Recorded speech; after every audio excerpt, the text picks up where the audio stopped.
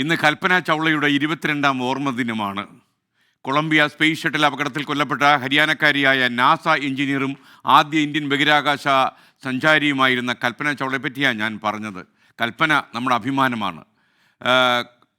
കർണാലിയിലെ സ്കൂളിൽ പഠിക്കുമ്പോഴാണ് മലയാളിയായ സയൻസ് ടീച്ചർ നിർമ്മല നമ്പൂതിരിപ്പാടിനോട് ഫ്ലൈറ്റ് എഞ്ചിനീയർ ആകാനാണ് എനിക്ക് താല്പര്യമെന്ന് കൽപ്പന പറഞ്ഞു. എയറോനോട്ടിക്കൽ എഞ്ചിനീയറിംഗ് പഠിക്കാൻ പഞ്ചാബ് എഞ്ചിനീയറിംഗ് കോളേജിൽ പ്രവേശനത്തിന് ചെന്നപ്പോൾ പെൺകുട്ടി ആയതുകൊണ്ട് അധ്യാപകർ പോലും അവളെ പിന്തിരിപ്പിക്കാൻ ശ്രമിച്ചു. വേണ്ട വേണ്ട വേണ്ട പറഞ്ഞു നോക്കി. പക്ഷേ കൽപ്പന അതിനൊന്നും വഴങ്ങിയില്ല. കോളേജിൽ നിന്നും എയറോനോട്ടിക്കൽ എഞ്ചിനീയറിംഗിൽ ബിരുദം നേടുന്ന ആദ്യത്തെ വിദ്യാർത്ഥിനിയായി അന്ന് കൽപ്പന മാറി. അച്ഛൻ ബനാറസി ലാൽ ചൗളയും 2 സഹോദരിമാരും എന്നും എപ്പോഴും കൽപ്പനയ്ക്കൊപ്പം ഉണ്ടായിരുന്നു. ആവേശമായി, ശക്തിയായി, പിന്തുണയായി. അമേരിക്കയിലെ ഒരു കോളേജിൽ പ്രവേശനം ലഭിച്ചപ്പോൾ മകളുടെ ആഗ്രഹപ്രകാരം പഠിക്കാൻ അവിടേക്ക് അയച്ചു കൊടുത്തു കൽപ്പന ചൗളയെ. PhD ബിരുദം നേടിയ ശേഷം നാസയിൽ ജോലിക്ക് ചേർന്നു. ബഹിരാകാശ സഞ്ചാരം നടത്തുന്ന ആദ്യ ഇന്ത്യൻ വനിതയായി അങ്ങനെ കൽപ്പന മാറി. ഇന്ത്യയുടെയും ലോകത്തിൻ്റെയും നെറുകയിലേക്ക്, അഭിമാനത്തിൻ്റെ നെറുകയിലേക്ക് കൽപ്പന ചൗള നടന്നു കയറി. ഹരിയാനയിൽ സാധാരണഗതിയിൽ സ്കൂൾ വിദ്യാഭ്യാസം കഴിഞ്ഞാൽ പെൺപിള്ളേരെ കല്യാണം കഴിപ്പിച്ച് വിടുകയാണ് പതിവ്.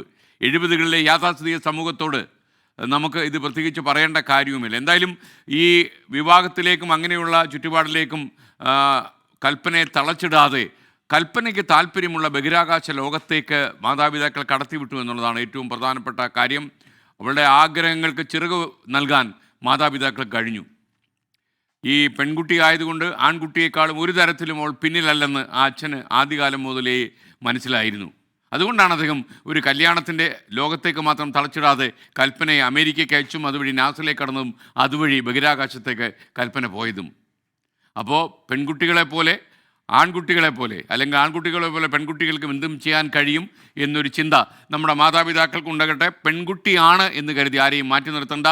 ആഗ്രഹമാണ്, തൃഷ്ണയാണ്, കമ്മിറ്റ്മെൻറ്റാണ്, താല്പര്യമാണ് ഒരാളെ ഉയർച്ചയിലെത്തിക്കുക എന്നുള്ള കാര്യത്തിൽ സംശയമില്ല. കഠിനാധ്വാനം വേണം ഭാരം വയ്ക്കാൻ. കഠിനാധ്വാനത്തോടൊപ്പം നമുക്ക് കൃത്യമായ ലക്ഷ്യബോധമുണ്ടെങ്കിൽ നമ്മൾ ഇന്നല്ലെങ്കിൽ നാളെ അവിടെ എത്തിച്ചേരും. ചിലപ്പോൾ അല്പം താമസിക്കും, എന്നാലും നമ്മൾ ലക്ഷ്യം കണ്ടെന്ന് വരും. കൽപ്പനയുടെ കഥ നമ്മളെ പഠിപ്പിക്കുന്നതാണ്. നമ്മുടെ ഇന്ത്യയുടെയും ലോകത്തിൻ്റെയും അഭിമാനമായി മാറിയ കൽപ്പന ചൗളയെ ഓർമ്മിച്ചുകൊണ്ട് നമ്മൾ ഇന്നത്തെ സുഭാഷിതം അവസാനിപ്പിക്കുന്നു.